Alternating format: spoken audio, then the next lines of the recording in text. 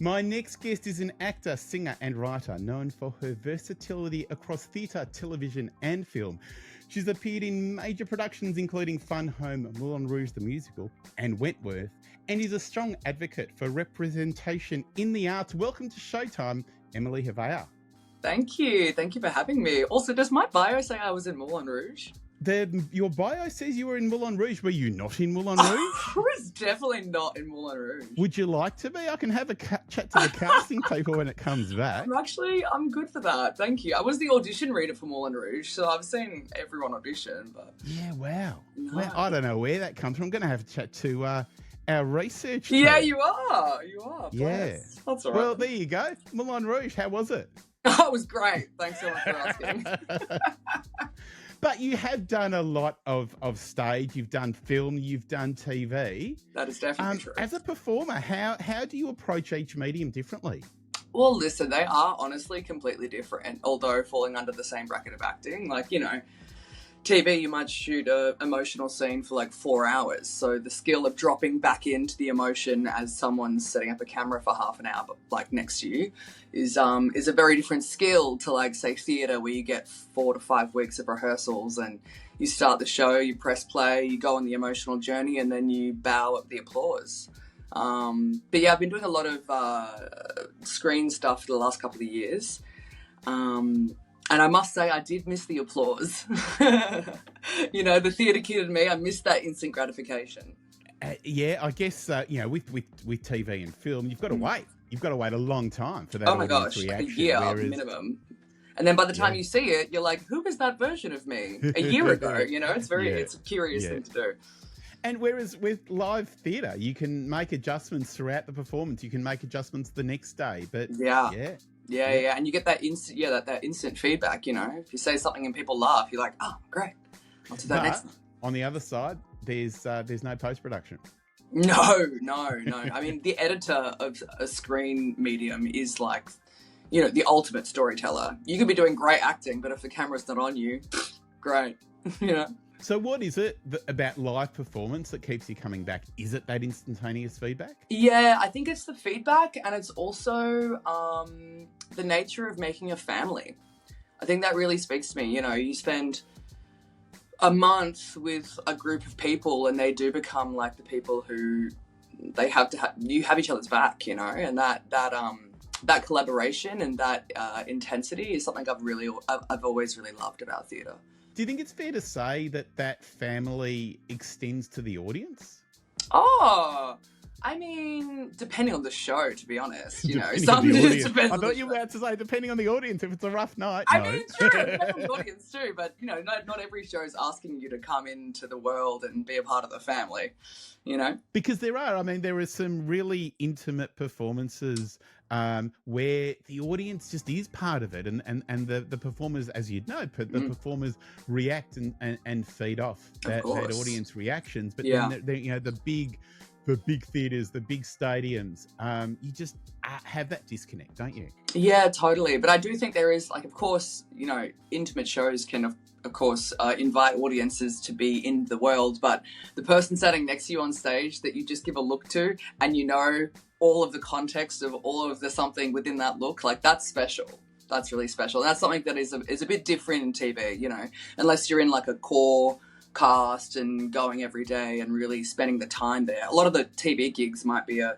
2-day guesty where you drop in and you just have to be comfortable on set immediately whilst meeting 1,000 people. So it's just a very different, asks for different parts for you, I think. And you are obviously quite passionate as an advocate for diverse voices in the arts and for authentic storytelling. And having grown up as a BIPOC theatre lover from Bendigo, now that is how has that influenced your experience and your perspective, do you think?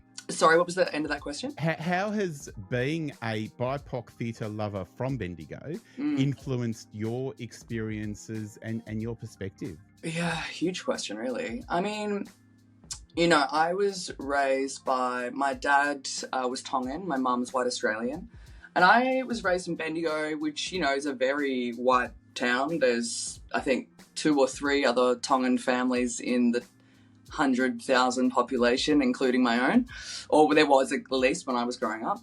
And so I didn't really fully realize that I was brown until I went to drama school, which sounds kind of wild because, of course, I looked in the mirror and I saw myself, but I was raised by my white mother to think that I'm like everyone else, and of course I am.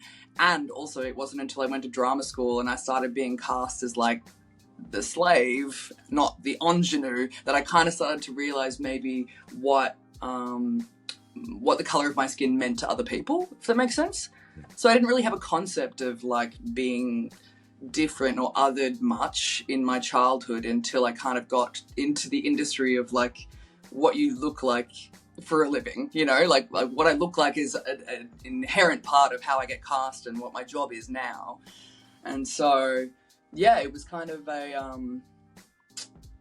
I think one of the really pivotal shows that I did was called Brown Skin Girl, which I co-wrote with two other brown skin friends of mine in Sydney. And that was kind of the first time that I had maybe had other women in my life who looked similar to me, that had similar experiences to me, that I first kind of had a language for what a microaggression might look like, or what it means when someone touches your hair without asking, or, you know, it's kind of where I started to flesh out what it meant to live in this skin suit.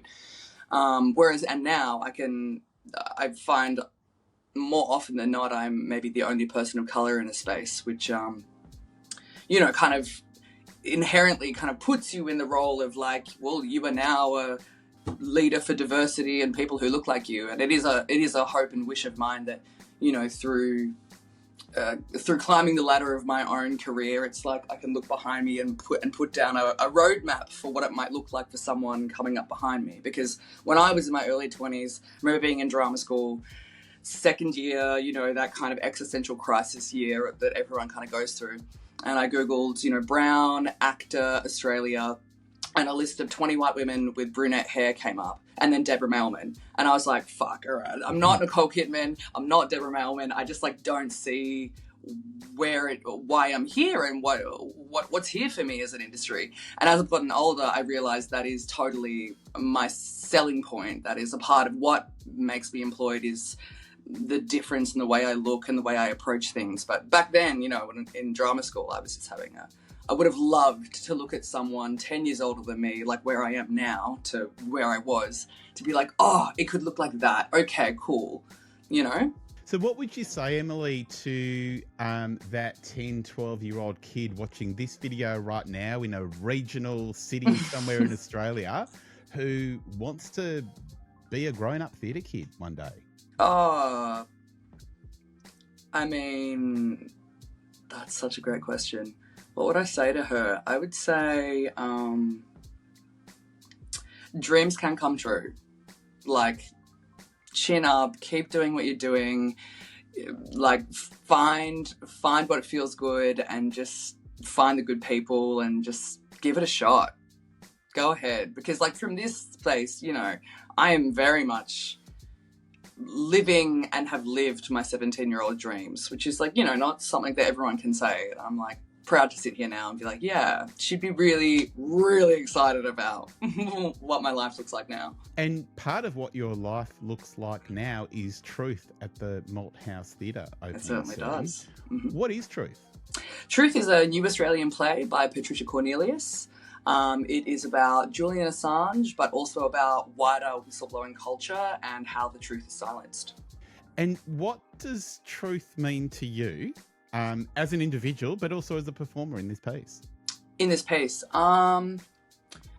truth to me is, I guess, a bit of a call to arms. I think especially in, you know, the political climate we find ourselves in at the moment, you know, what is the truth? Whose truth is, like, you know, there's kind of like big questions that I feel like we're grappling with as a society in the era of fake news and, you know, your truth and my truth. I think also Julian Assange is kind of a excellent vehicle as a story, and an excellent kind of, you know, local story, being a Melburnian and an Australian, to kind of investigate, you know, what we stand up for and what we dare call out, and like some of the really unfortunate consequences of that. But I guess what it is to reveal the truth.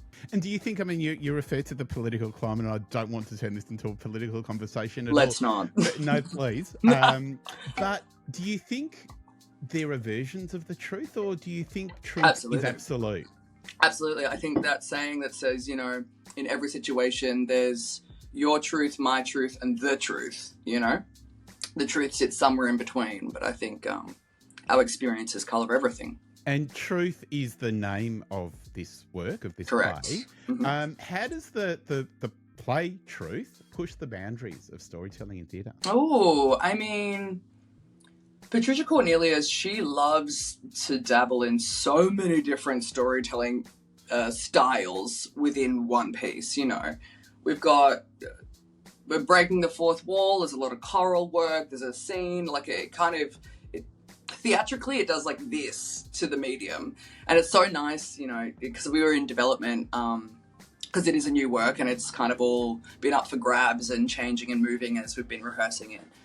But to finally see, we've been in the theatre this week, and to see, all the elements come together, it's always the exciting part of theatre, where you see the set with the costumes and the lights, and you hear how loud the sound is, and being in the space, Malthouse, such gorgeous theatres, and then kind of seeing all your work kind of, be mushed in with all these other elements is always wow, this is a show.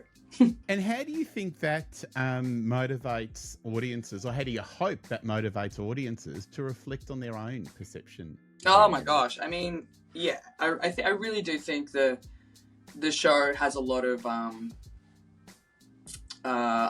prompts of how do you live with yourself when you don't reveal the truth? I think it has a lot of those big questions kind of baked into the text. So, but I guess, depends on every audience member is a different person with a different perspective and brings their own things into the theatre. So, yeah, each to their own as to how they respond to it, I suppose. Of course. And what do you, what sort of message, what sort of lasting message are you hoping to leave with people? I guess, truth at any cost? Yeah, at some cost. And the costs sometimes, are huge. Yeah. But both for the truth teller and also, I mean, there's all this talk about collateral damage, but depending on what you're revealing, of course, the collateral damage. Totally, and who you're revealing it about, and what kind of institutional power they might hold. Some big questions. Have we really come that far in 20 odd years? I don't know the answer to that. It's kind of depressing when you look at it that way. Let's not. Yeah, let's not. Let's not. I'm chatting with Emily Havea about Truth, which is on at the Malthouse Theatre. There are previews from the 13th of February, and the show's running until the 8th of March. For more info and tickets, visit malthousetheatre.com.au. Emily, thank you so much for the chat, and very best for the season. Thank you so much, Andrew. Thanks for having me.